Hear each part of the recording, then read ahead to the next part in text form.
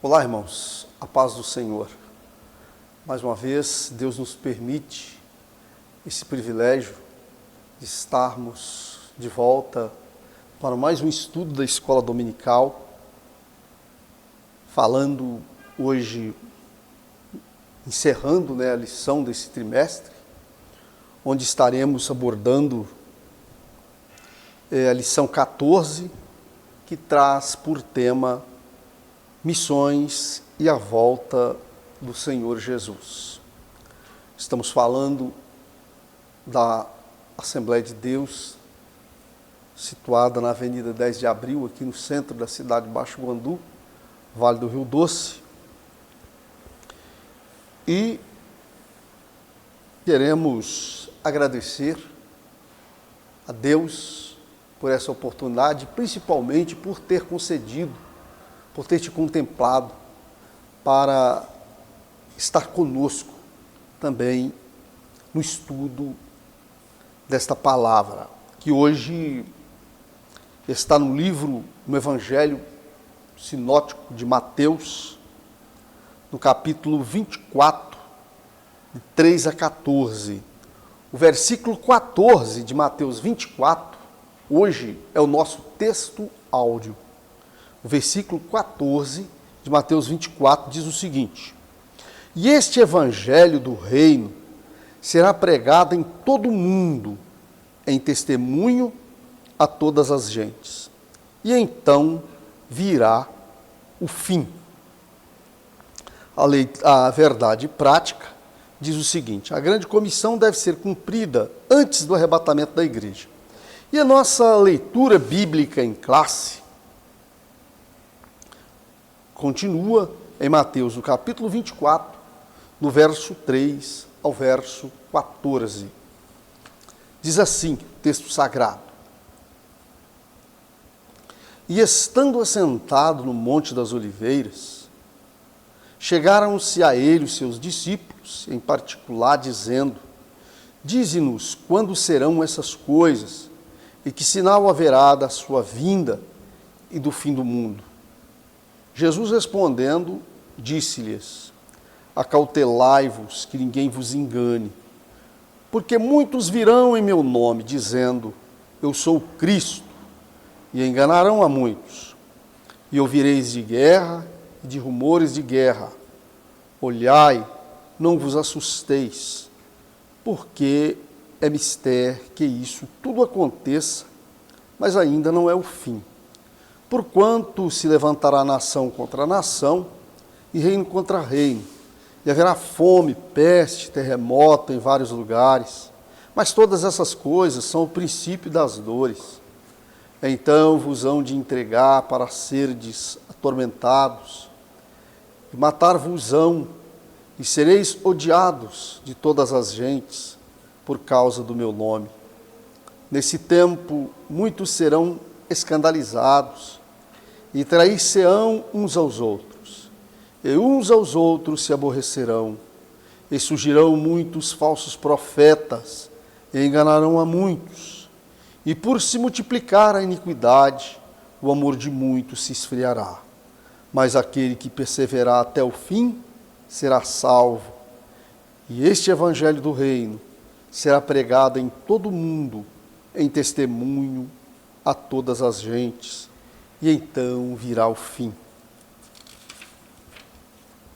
Nossa introdução diz o seguinte: nesta oportunidade encerraremos esse trimestre relacionando o trabalho missionário com a bendita esperança da igreja, a volta de Jesus.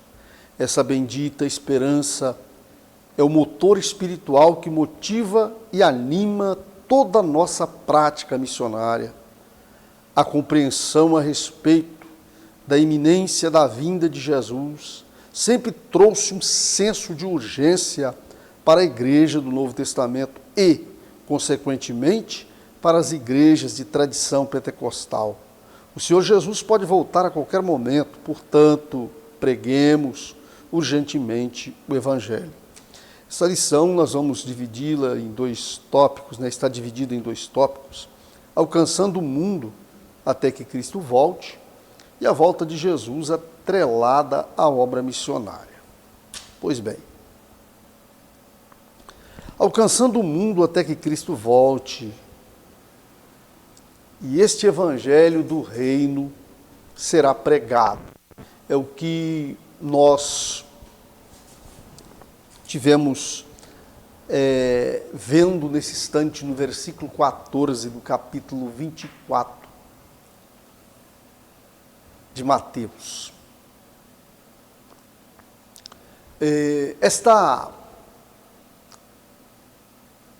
A palavra, o evangelho do reino será pregado a todas as nações. Em primeiro lugar, nós devemos considerar todo o texto que nós acabamos de ler, todo o texto, toda a leitura bíblica em classe, onde o Senhor Jesus Cristo, Ele nos chama a atenção para vários fatos que seriam meios idôneos de alertarmos, incentivarmos, exortarmos para este grande acontecimento que breve será experimentado na face da terra. Notem bem que o Senhor, Ele cita várias situações. Nós podemos descrever, por exemplo, a questão da multiplicação da iniquidade citada no texto bíblico, a perseguição aos cristãos, o surgimento de falsos cristos, falsos profetas, terremotos, sinais naturais, coisas que vêm já acontecendo há vários anos. É interessante destacar que naquela época, na era apostólica, vamos dizer assim, lá na igreja do primeiro século, servos de Deus, tal como Paulo, por exemplo, dizia que o tempo estava próximo, mas considerado o tempo de Deus, não é o Cronos, o tempo de Deus é outro. Muitas coisas que já aconteceram e estão acontecendo. É interessante que a cada ano que passa, a cada geração, essas coisas vão acontecendo com mais intensidade. Não parece que elas vão diminuindo. O Brasil, por exemplo, nós falamos em terremotos. Quando nós falamos em terremotos, é possível que os estudos venham concluir pela exclusão dessa possibilidade de acontecer em território brasileiro, tendo em vista que aqui essa nação estaria sobre uma placa tectônica, e não haveria uma razão, não haveria uma razão para que isso acontecesse. Entretanto, nós temos observado esses fenômenos em territórios brasileiros. Não basta que eles aconteçam, então quer dizer que poderíamos concluir que eles acontecessem apenas na união dessas placas. E o que importa em tudo isso é que esses fenômenos vão acontecendo com mais intensidade. Ora, se vão acontecendo com mais intensidade, quando nós falamos que a multiplicação da iniquidade faz com que o amor de muitos se esfrie, esse também é um fato real, pois, como diz as Escrituras, convém que aquele que é santo se santifique ainda. se santifique mais ainda, se aproxime mais de Deus, tendo em vista que a sua peregrinação se dá numa terra como Sodoma e Gomorra. Mas o Senhor Jesus assegurou que todos esses sinais, esses fenômenos naturais, sociais, seriam um princípio de dores. Mas uma coisa ele destacou, que o sinal da sua vinda, do fim, quando seus discípulos perguntaram que ele desse um sinal, que detectasse, que revelasse a sua volta, o seu retorno. Então, onde que ele fala que o sinal da sua volta é quando esse evangelho do reino for pregado em toda a face da terra. Isso faz me lembrar que há 2000 anos atrás,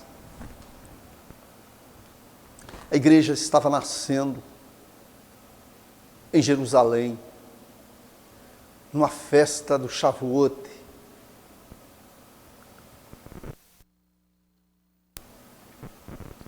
Das semanas,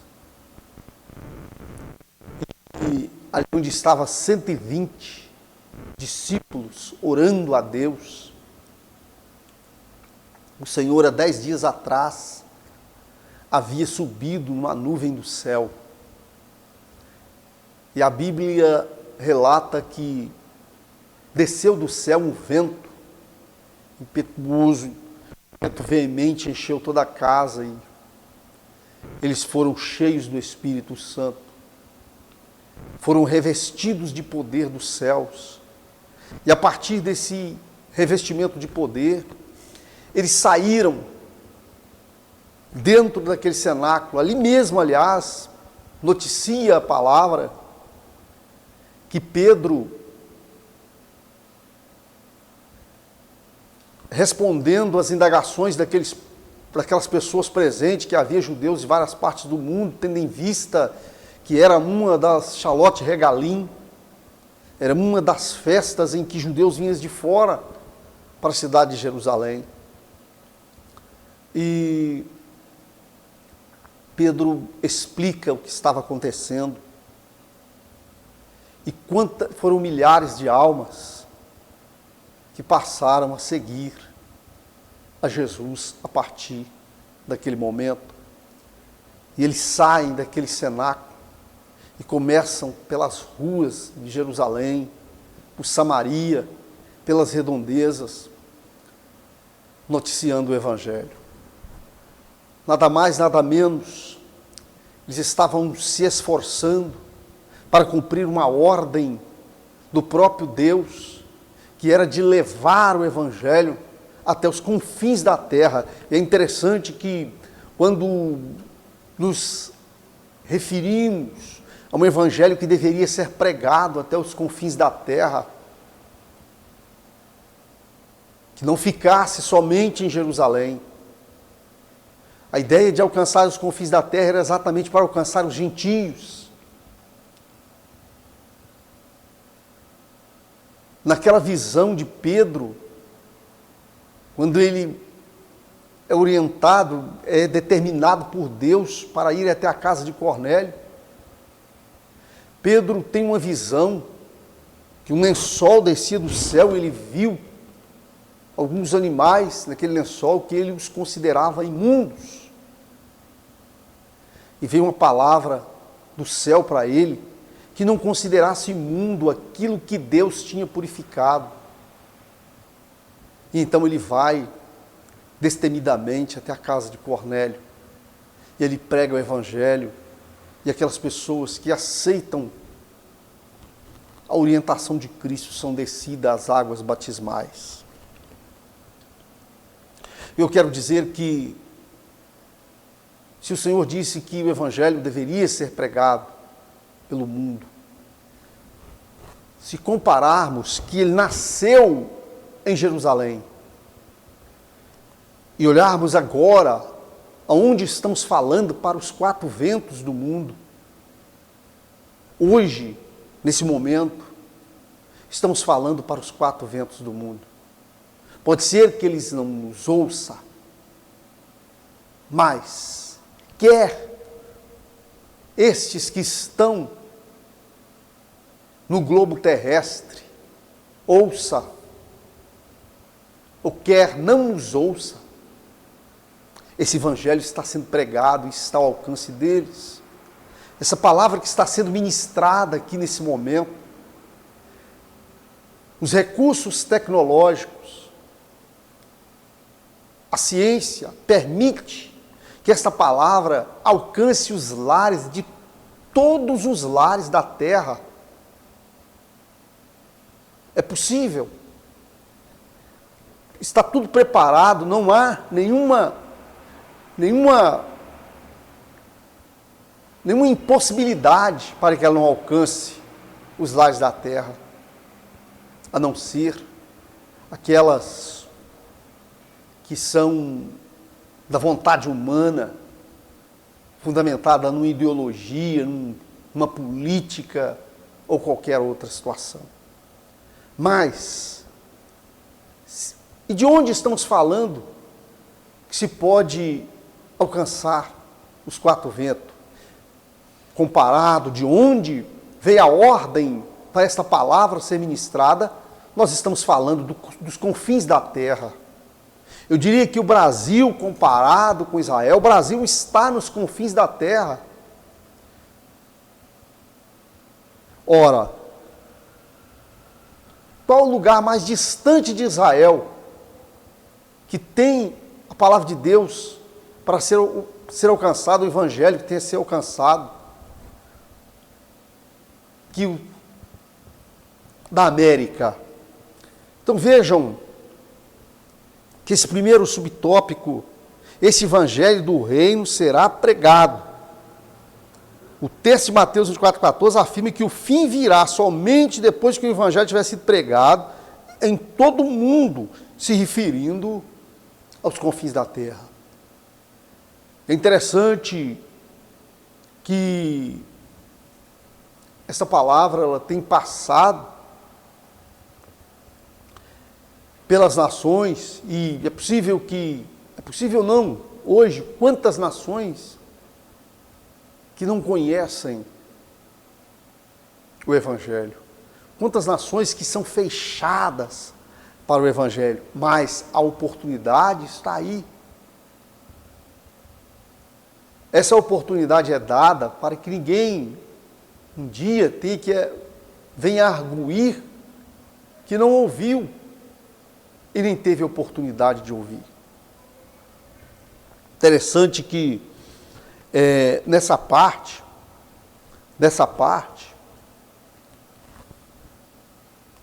para que esse evangelho seja pregado aos confins da terra, nós temos que continuar fazendo aquilo que Deus nos determinou que fizéssemos. Entretanto, esse tempo é o próprio Deus que vai definir quando ele se completar, ou quando ele alcançar o próprio intento do Eterno, para que, enfim, no grande exemplo, do casamento, daquela cultura do casamento judaico descrito na Bíblia, venha acontecer. Ou seja, aquele casamento em que o noivo não sabe o dia que ele vai buscar a noiva, somente o pai do noivo sabe. Por isso Jesus dizia que esse dia e hora nem os anjos dos céus, nem o filho sabia, mas o pai apenas. Então esse tempo que está no projeto de Deus, quando ele se cumprir, então esse evento acontecerá, será o fim. Será o fim, será o momento de buscar a igreja. A urgência na tarefa, A urgência na pregação do Evangelho, por causa da volta de Jesus, é algo posto nas Escrituras. Se analisarmos, o autor aqui usou 3 situações para descrever essa urgência. Ele vai usar, se valer daqueles pontos, daquela parábola dos 10 talentos.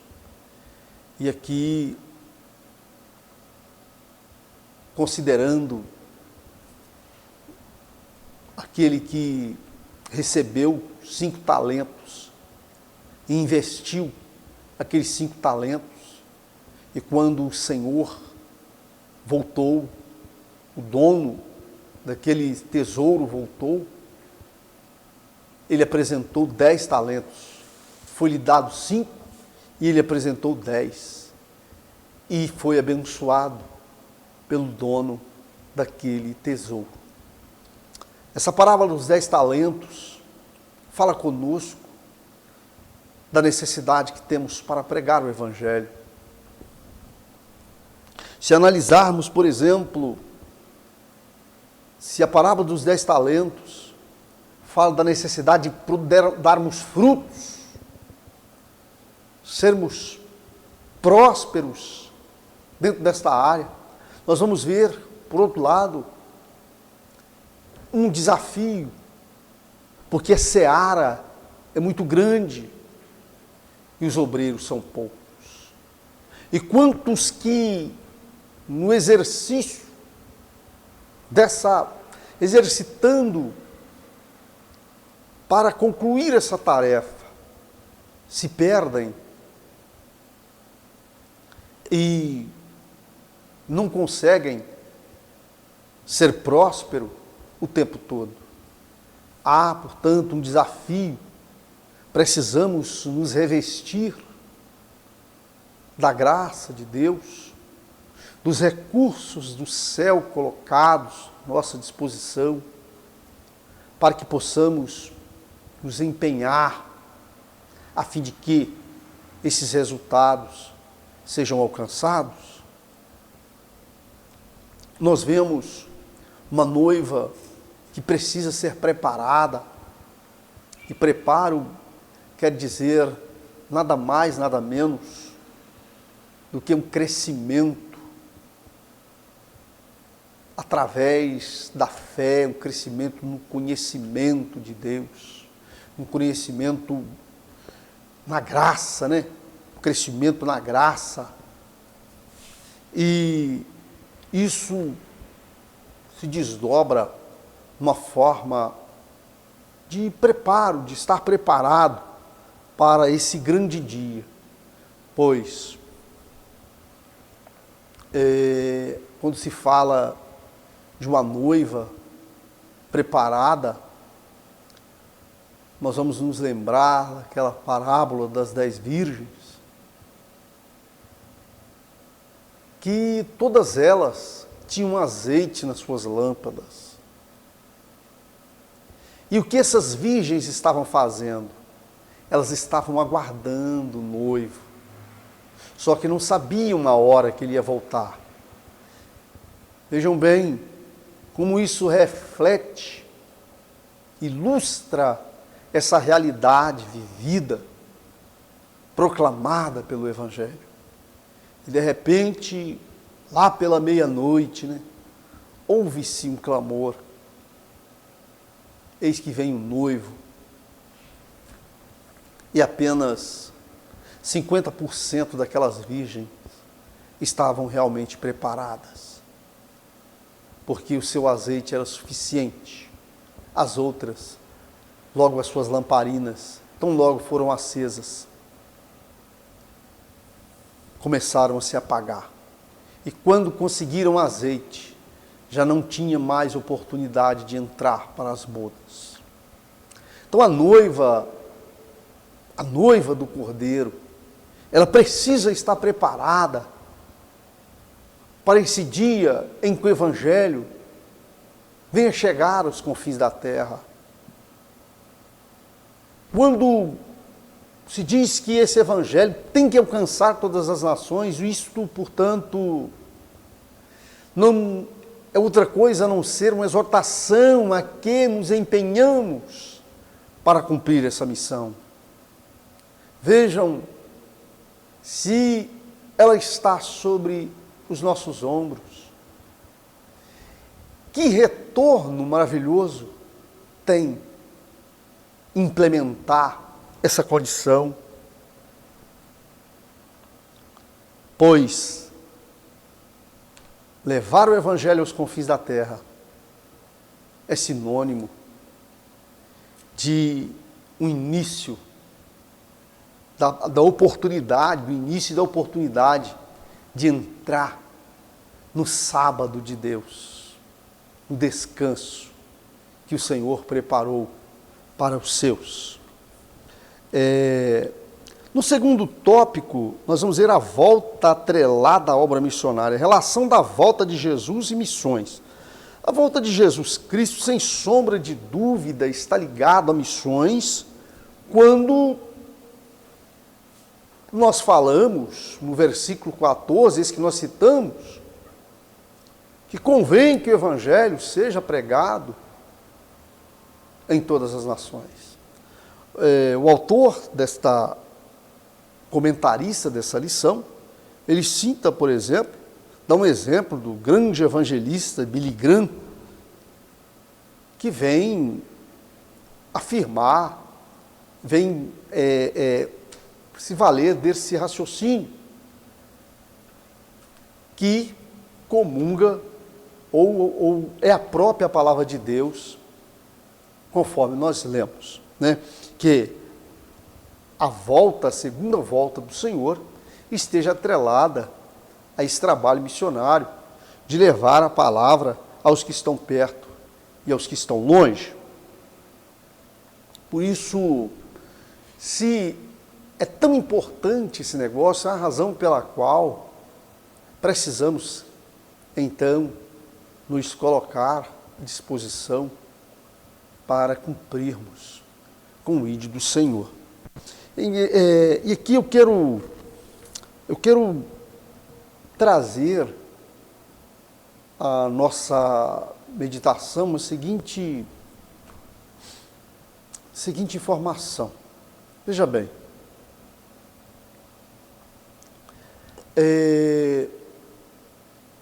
se nós analisarmos, eu quero trazer dois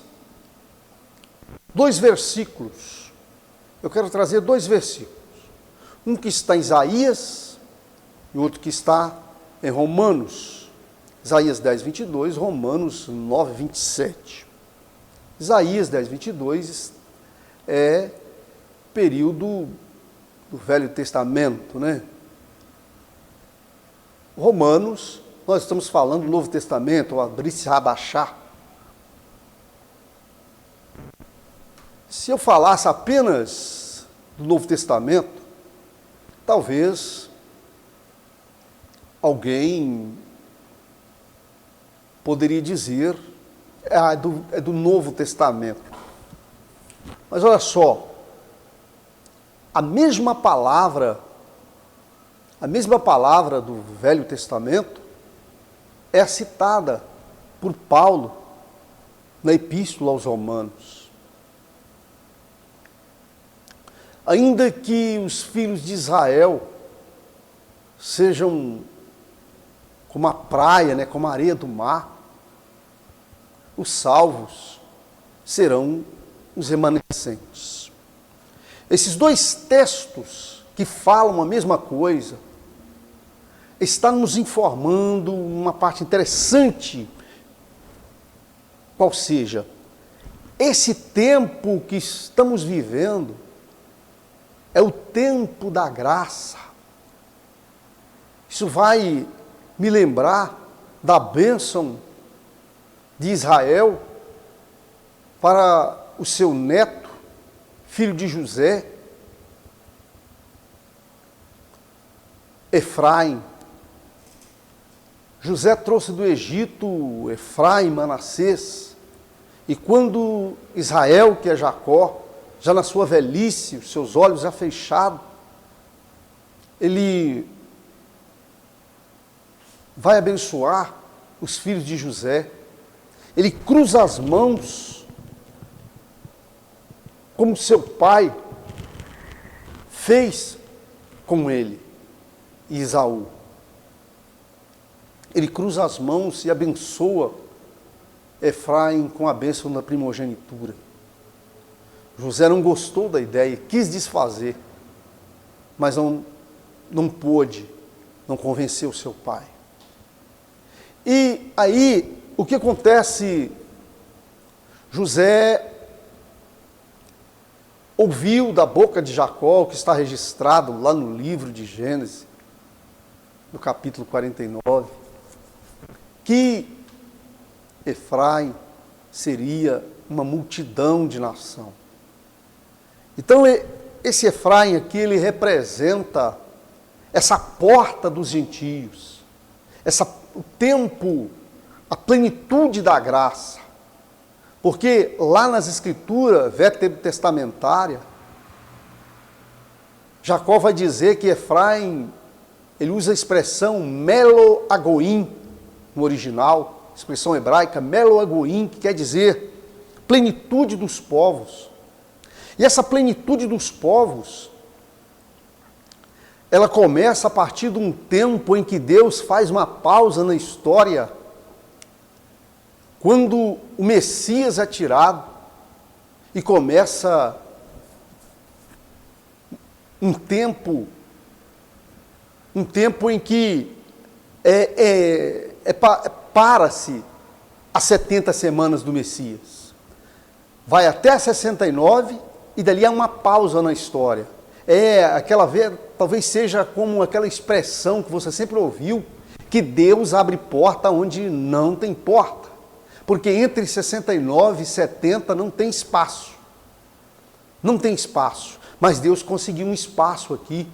E esse espaço é representado pela bênção de Jacó a Efraim, que é exatamente esse tempo em que o Evangelho está sendo pregado para todas as nações. Se o Evangelho está sendo pregado para todas as nações, é uma oportunidade que Deus está dando para todos os povos. Por quê? O que eu quero dizer com isso? O que eu quero dizer com isso é o seguinte: quando esse Evangelho for pregado até os confins da terra, então verá o fim. Só que quando verá o fim, esse fim coincidirá com o arrebatamento da igreja. Um arrebatamento que ocorrerá de uma forma oculta. A palavra de Deus disse que aqueles que morreram em Cristo ressuscitarão primeiros, e depois os que estiverem na terra se reunirão com eles, com o Senhor nos ares.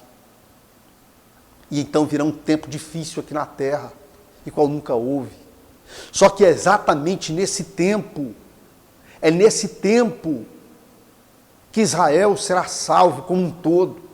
Como nós vemos aí, ainda que os filhos de Israel seja como a areia do mar, salvos serão apenas os remanescentes, porque Israel hoje rejeita Yeshua.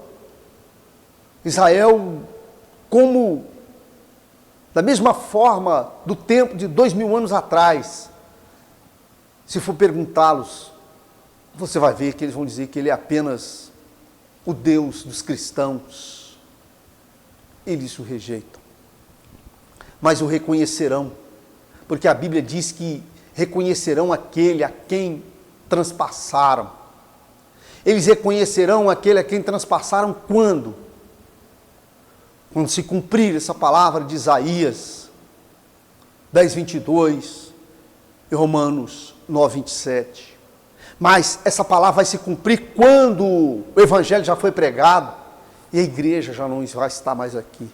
Portanto, esse é o tempo que nós temos para noticiar, a tempo e fora de tempo,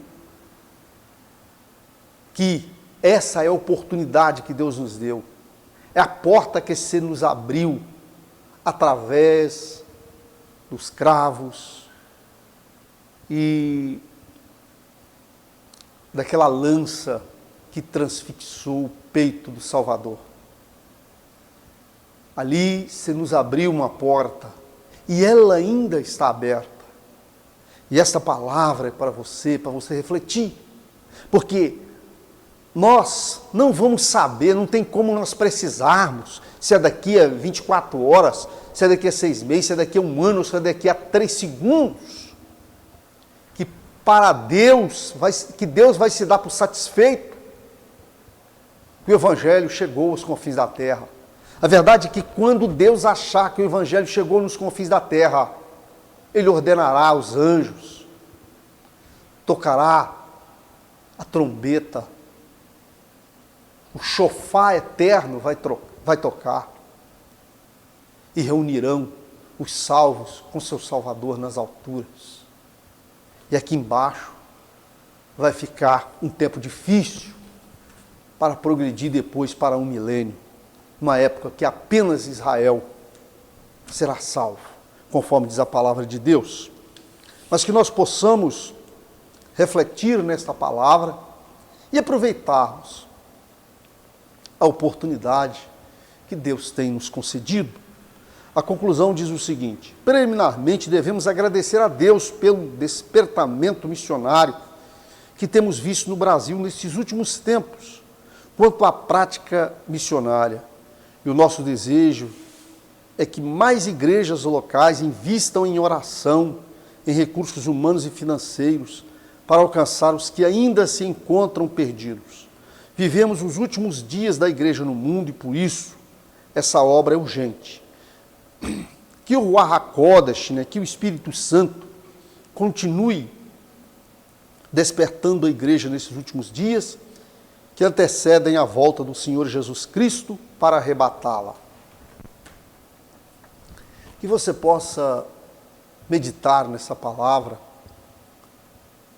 e eu tenho certeza que ela vai te fazer muito bem.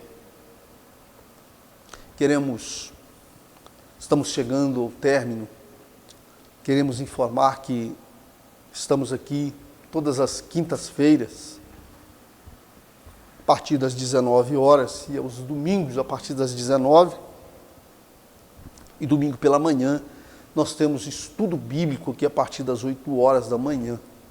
Venha participar conosco, eu tenho certeza que Deus tem uma bênção para vocês.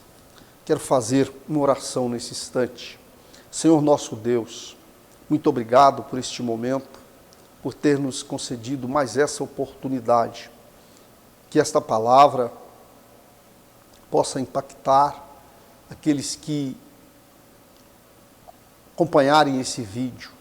Ó Deus, aqueles que nos acompanham dos seus lares. Os abençoe de uma forma toda especial, dando a vitória, Senhor, promovendo-lhes um encontro a cada dia mais especial contigo. Ó Deus, assim oramos e nós te agradecemos, no nome de Jesus Cristo. Queremos agradecer pela sua companhia até o presente momento. Sou o pastor Jorge de Oliveira Inácio e te aguardo aqui para nós juntos adorarmos o nome do Senhor. Que Deus vos abençoe. Fiquem todos na paz do Senhor.